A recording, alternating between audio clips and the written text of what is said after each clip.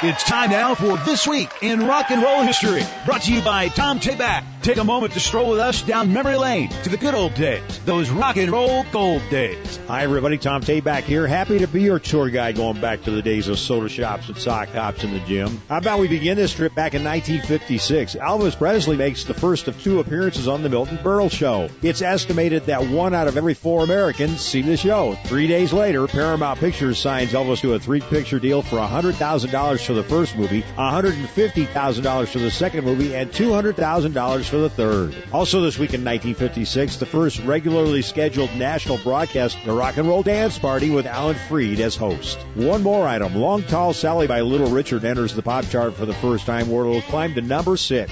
Jumping to 1957, a Toronto quartet called the Diamonds peaked at number 2 with Little Darlin'. 1959, the BBC bans the Coasters song Charlie Brown because of the word spitball. 2 weeks later, they changed their decision. 2 days later, the Fleetwoods performed their current number 1 hit, Come Softly to Me, on the Ed Sullivan Show. 1960, the Everly Brothers begin their first UK tour, where Buddy Holly and the Crickets are opening for them. 1961, a Pittsburgh group called the Marcells took Blue Moon all the way to number 1 in the U.S. and the U.K. Also this week in 1961, the BBC banned 100 Pounds of Clay by Gene McDaniels. It referred to a woman as being created from building materials, which was deemed blasphemous. 1962, 18-year-old Shelley Fabre, who was currently starring as Mary Stone on TV's Donna Reed Show, had the number 1 song with Johnny Angel. 1964, Capitol and VJ Records settled their feud out of court over rights to recordings by the Beatles. Capitol contended that VJ's rights had been canceled for non-payment of royalties. VJ was forced to stop selling songs like From Me to You, Please Please Me, and Love Me Do. Capitol had originally turned the Beatles down, claiming guitar music was dead.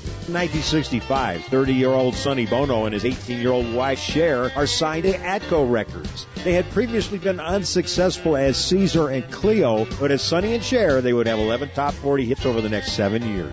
1966, the Righteous Brothers hit number 1 for a second time with You're My Soul and Inspiration. 1967, Paul McCartney flies to Denver for girlfriend Jane Asher's 21st birthday party. He gives her a large diamond ring, which she later lost. And finally, this week in 1968, Bobby Goldsboro gets a gold record for his single Honey, which spent 5 weeks at number 1. In 2006, CNN actually named it the worst song of all time.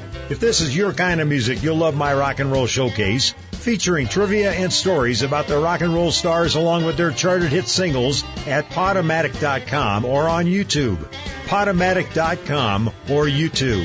Just search Tom Tayback. That's Tayback. Rock and roll is here to stay, baby.